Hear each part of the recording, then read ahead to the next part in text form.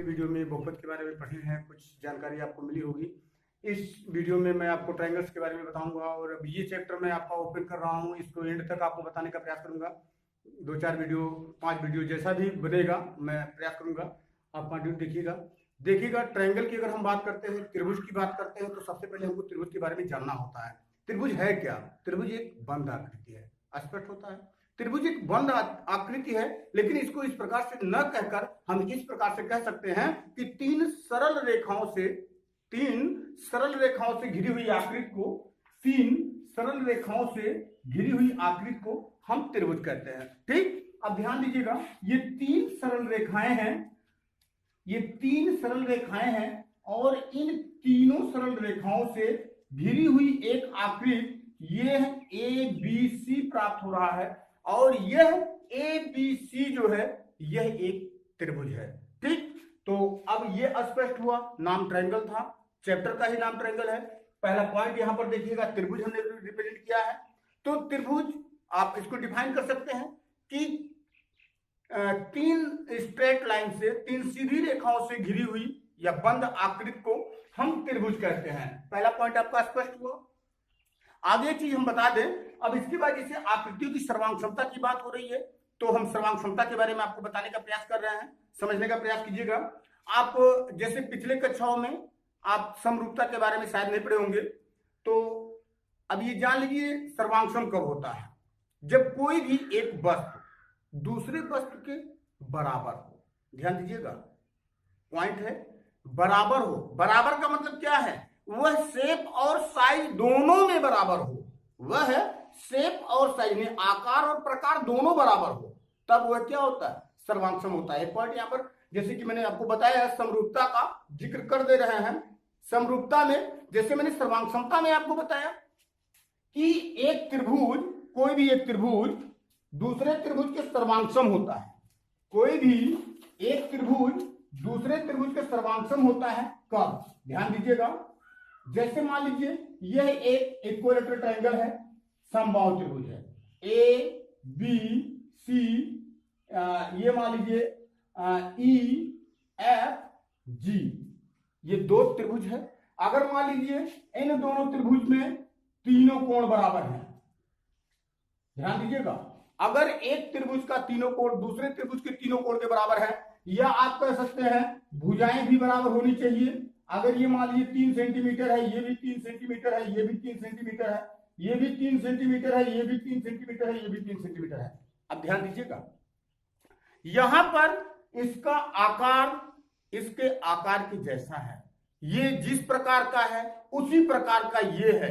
यानी कि जब आकार और प्रकार, समझ रहे हैं, शेप और साइज जब दोनों इक्वल होता है तब ये सर्वांगसम होता है। और अगर साइज इक्वल नहीं है, सिर्फ शेप इक्वल है, समझ रहे हैं, जैसा कि अगर साइज इक्वल नहीं है, सिर्फ शेप इक्वल है, तब वह सर्वांगसम नहीं हो सकता है, वह समरूप होता है।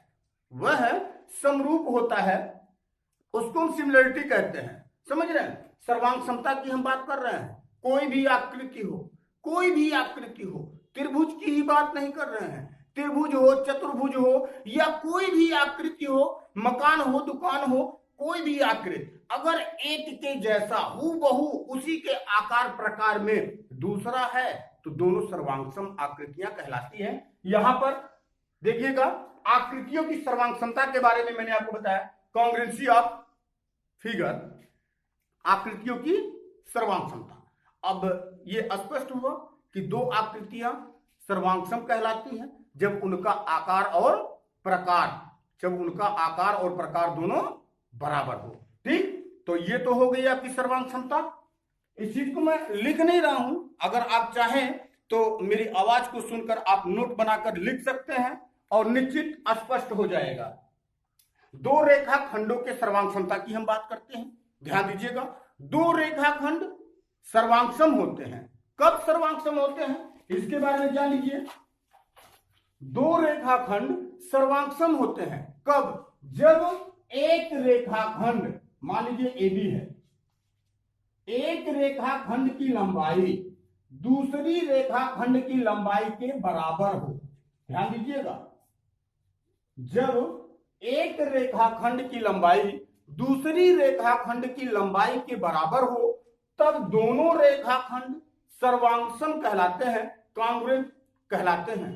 समझ रहे? तो ये है दो रेखाओं के या दो रेखाखंडों के सर्वांगसम होने का नियम।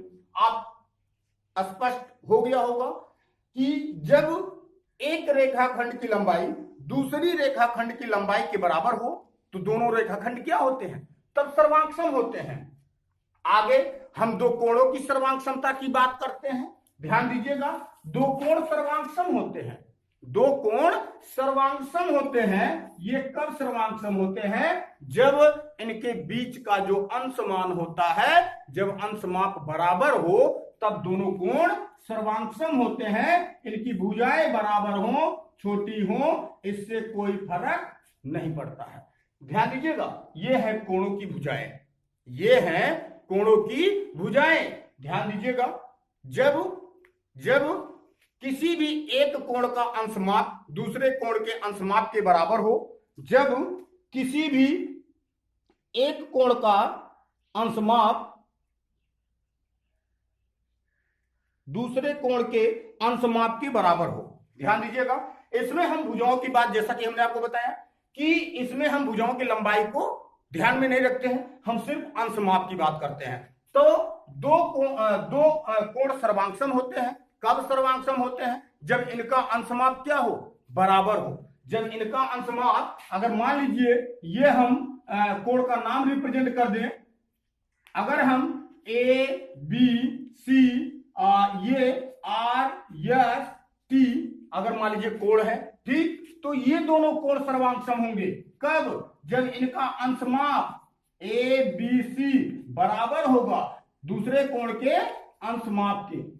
जब बराबर होगा दूसरे कोण के अंशमाप के, तब दोनों कोण क्या होंगे? सर्वांगसम होंगे। आगे बढ़ते हैं, त्रिभुजों की सर्वांगसमता की बात करते हैं।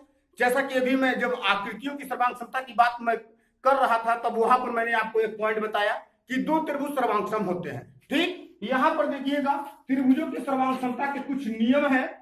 त्रिभुजों के सर्वांगसमता के कुछ नियम है।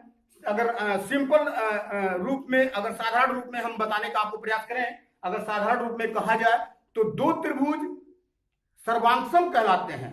दो त्रिभुज सर्वांगसम कहलाते हैं जब पहले त्रिभुज का आकार प्रकार दूसरे त्रिभुज के आकार और प्रकार के बराबर हो। यानी एक त्रिभुज को उठाकर दूसरे त्रिभुज पर रखने पर कोई भी इनके आकार या प्रकार में परिवर्तन नहीं मिलता है। जैसे कि अगर एक त्रिभुज है और ये दूसरा त्रिभुज है, अगर इस त्रिभुज को उठा के हम इस पर रख रहे हैं, ये त्रिभुज पूरी तरह से ढक जा रहा है, बढ़ नहीं रहा है, घट नहीं रहा है, तो ये दोनों त्रिभुज क्या कहलाते हैं? सर्वांगसम कहलाते हैं। सर्वांगसमता के नियम है, सर्वांगसमता के 4 नियम है, 5 आप देखिएगा। इसमें समरूपता के बारे में जैसे मैंने बताया, तो समरूपता जो है सर्वांगसमता से मिला हुआ है। हम थोड़ा थोड़ा आगे आपको बताते रहेंगे। खैर, सर्वांगसमता में देखिएगा, जब हम त्रिभुज की सर्वांगसमता की बात करते हैं तो त्रिभुज की सर्वांगसमता कोणों के आधार पर होती है। अगर एक त्रिभुज के तीनों कोण दूसरे त्रिभुज के संगत तीनों कोणों के मान के बराबर हो, समझ रहे हैं, तो दोनों त्रिभुज सर्वांगसम होते हैं। इसी प्रकार से भुजाओं के आधार पर सर्वांगसमता होती है। अगर एक त्रिभुज के तीनों भुजाएं दूसरे त्रिभुज की संगत तीनों भुजाओं के बराबर हो तो वहां पर दोनों त्रिभुज क्या होते हैं? सर्वांगसम होते हैं। इसी प्रकार से समकोण पर आधारित त्रिभुज होते हैं, इनमें सर्वांगसमता का नियम है।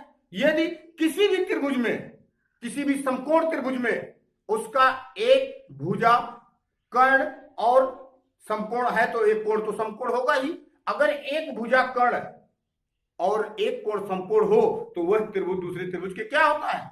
सर्वांगसम होता है। इसी प्रकार से यदि एक त्रिभुज का एक भुजा, वो दो भुजाएं, उनके बीच का कोण, दो भुजाएं और उनके बीच का कोण दूसरे त्रिभुज के संगत भुजाओं और उनके बीच के कोण के मान के बराबर हो तो दोनों त्रिभुज क्या होते हैं? सर्वांगसम होते हैं। इसके बारे में हम अगले वीडियो में चर्चा करेंगे। और अगर इसमें कहीं भी आपको समस्या होती है समझने में तो आप कमेंट बॉक्स में जाकर कमेंट कर सकते हैं। आप, अगर आपको वीडियो अच्छा लगे तो चैनल को सब्सक्राइब जरूर करें। धन्यवाद।